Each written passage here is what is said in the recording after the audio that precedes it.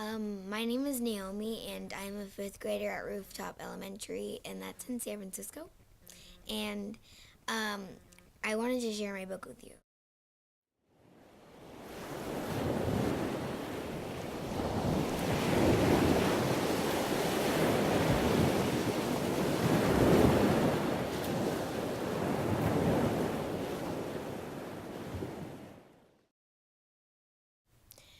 Coastal Chaos, dedicated to my parents, sisters, and friends.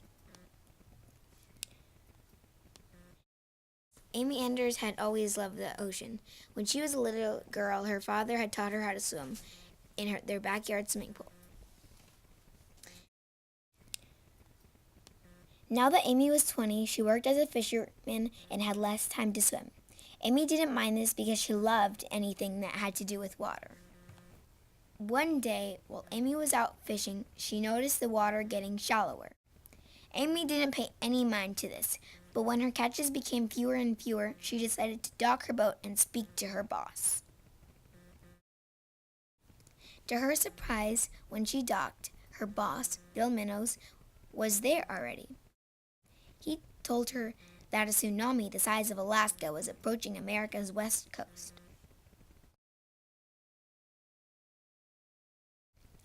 Now, Amy Anders was not only a sea lover, she was also very convincing. She could convince a volcano to stop erupting. Amy had a plan to stop the tsunami. When the tsunami hit the Pacific coast, it saw Amy and thought she was an ignorant human who would easily be crushed. Fortunately, Amy was not ignorant. When the tsunami came close, she did convince it to leave. Amy had saved the coast. The next day, she was featured in newspapers and magazines worldwide. Even the president came to her hometown to congratulate her. Amy was now a hero. The end.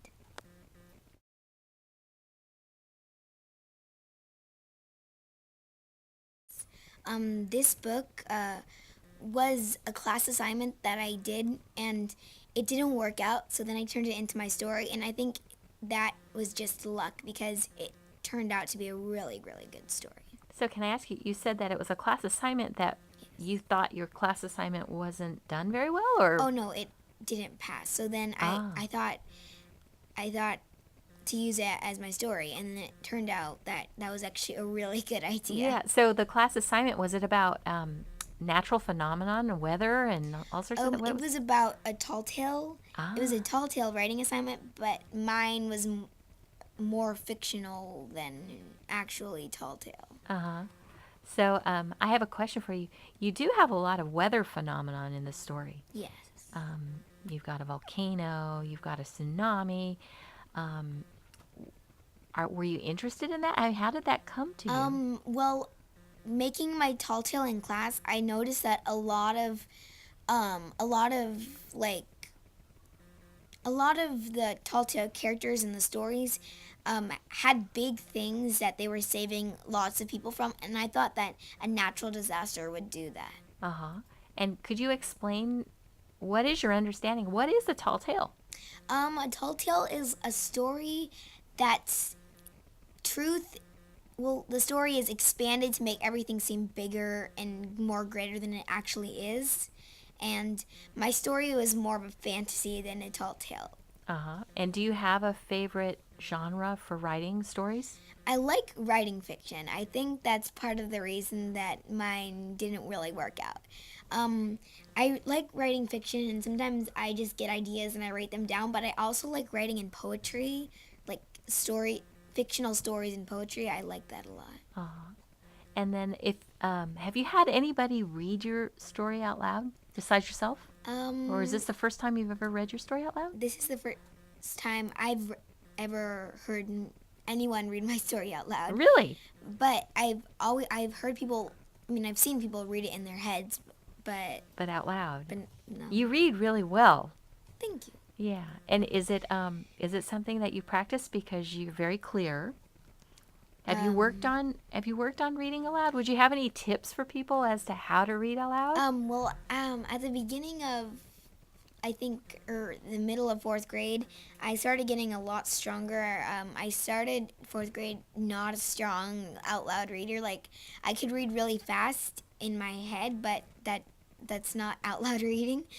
So I worked on that in fourth grade and fifth grade, and I think I really improved because I read slower than I used to, and I think that helps when you're slowing down to just like look at the words and understand what you're reading. Mm-hmm. It helps, I think. Mm-hmm. And you said you worked on it a lot. What kinds of things did you do to work on it? I read to my sisters. Like, my sisters are both younger than me, so I read them like books that they wanted to read for a while, and then I would read my own books, and I think it helps with the understanding of reading in your head. Also, when you read books out loud, it also helps. So, do you like writing books or reading books more? I don't know. I think it's a tie. There are certain genres, like I said, that I like writing books better, but I think it's a tie. You think it's a tie? Okay. And then I'm going to ask you one last question. What is it about a library that appeals to you? Well, this is kind of silly, but what appeals to me about a library is that you can get any book, but without paying any money. Uh-huh. And I like that because I can just go and like check a book out and we can read it at home and we don't have to like go to the bookstore and buy it. Uh-huh. I think that's really cool. Do you have an all-time favorite book? Yes. I'm gonna say, okay, so a tsunami is coming. You can only take one book. What book do you bring? No pressure. All right, now I'm stuck between this book that I read like a chapter book and a book that my reading buddy read to me in kindergarten. Really? And you remember? Yes, and I read it to my reading buddy in kindergarten. So what book is it? I don't know what it's called, but it has a... We have a librarian in the room. She might be able to tell you. Miss Librarian, would you tell me what it's I think it won a Caldecott medal, a book about this guy who walked in between two towers. Oh, yeah, the high wire. The walk between the towers. Hold on, I know right where it is. That's a true story. Yeah, I know it is. So that's nonfiction. Yeah, it's nonfiction. I don't... Have you seen the movie? No. Oh, there's a movie. And you remember this? Yes. What, you're in 5th grade and you remember that somebody read it to you in kindergarten? The Man Who Walked Between the Towers, written by Mordecai And the Gerstein. funny thing was, I didn't even remember what my reading buddy's name was from kindergarten, but I remember that he read me this. And what was it about the book that I don't you know. liked? I just liked the story, and to me, in kindergarten, it seemed like not even realistic. But then I went to some restaurant and it had a picture of these two towers, and I was just like, wait, that looks a lot like the book like the pictures in the book. And I also really like the illustrations. You know, like, when I got married, I had dinner in the tower. Really? Yeah. Didn't they get knocked down like They did. 9/11? I was so sad because the place where I had dinner for my our honeymoon was gone. That's sad. It is sad, but I have really good memories. I like the end here. Let's see. It's sad how he died. Oh yeah. The towers are gone, but they're still there. Yeah, I went to go look at it after, and they had the holes where the buildings were. And yeah, I have pictures. It was so sobering because I thought, wow, that building that I was in is gone. Mm-hmm. I didn't know about there were holes. I didn't know that the buildings were even gone, and I never knew they were there. I didn't realize this was a true story in kindergarten. Yeah, and books do that, huh? Yeah, because in kindergarten, like I said, I wouldn't imagine anyone walking, like even the cover illustration. I couldn't imagine doing that. Right. Wow. I think it's just really amazing, this book. I'm reading my favorite book of all time, The Man Who Walked Between the Two Towers by Mordecai Gerstein. The Man Who Walked Between Two Towers. Once there were two towers, side by side. They were each a quarter of a mile high, 1,340 feet, the tallest buildings in New York City. A young man saw them rise in the sky. He was a street performer. He rode a unicycle. He juggled balls and fiery torches. But most of all, he loved to walk and dance on ropes he tied between two trees. He looked not at the towers, but at the space between them, and thought, what a wonderful place to stretch a rope, a wire on which to walk. Once the idea came to him. He knew he had to do it. If he saw 3 balls, he had to juggle. If he saw 2 towers, he had to walk. That's how he was. Naomi, it's homework time. Okay. Hadn't he danced on a wire between the steeples of Notre Dame Cathedral above his amazed home city, Paris? Why not here, between these 2 towers? Of course he knew that. As in Paris, the police and the owners of the tower would never allow it. You must be crazy, they would say. You're sure to fall. You'd fall for sure. And so Philip, that was the young man's name, began a plan to do it secretly. The buildings were not quite finished, he thought. Maybe if I dressed as a construction worker? On an early August evening, he and a friend entered the South Tower. They got a 420-pound reel of cable and other equipment onto the elevator. They took it to the unfinished top 10 floors and waited until nightfall when everyone had gone. They carried everything up the 180 stairs to the roof. At midnight, on the tower's roof, 2 more friends tied a strong line to an arrow and shot it across to Philip, 140 feet away. It missed and landed on a ledge 15 feet below the roof. Bad luck, thought Philip. He crawled down the ledge over the sparkling city and got the arrow. To its line, he tied a stronger line, which his friends pulled back to their tower. On his end of the stronger line, Philip tied the cable, on which he would walk.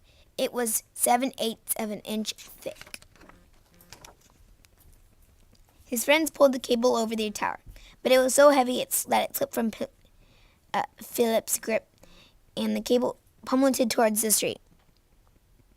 Pulling the friends on the other tower very close to the edge, Philip, just in time, secured his ends. It took 3 hours to pull the cable back up. Frantically, as the stars faded, they tightened the rope between the towers. It was past dawn before they were ready. Philip put on his black shirt and tights. He picked up his 28-foot balancing pole. All his life he had worked to be here, to do this. As the rising sun lit up the towers, he stepped onto the wire.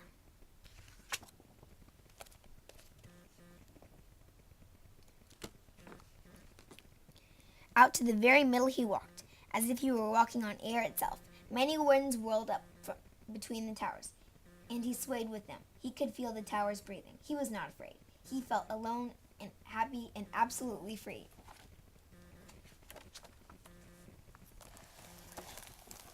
A woman coming from the subway might have been the first to see him. Look, someone's walking on a wire between the towers. Everyone stopped and looked up. They gasped and stared. It was astonishing. It was terrifying and beautiful. A quarter of a mile up in the sky, someone was dancing. Police saw it too.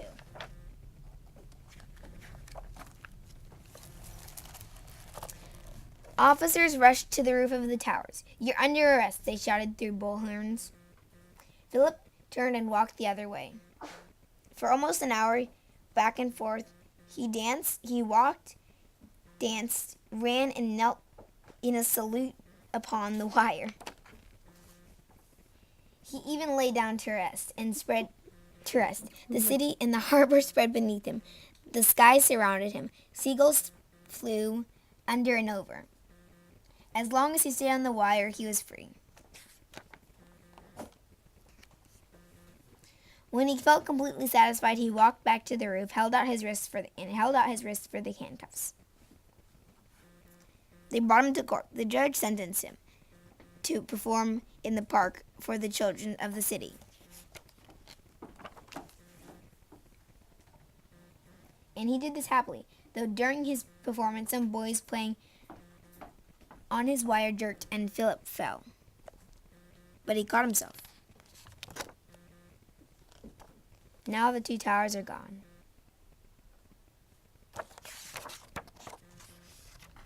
But in memory, as if imprinted in the sky, the towers are still there. As a part of that memory is the joyful morning, August 7th, 1974, when Philip Petit walked between them in the air.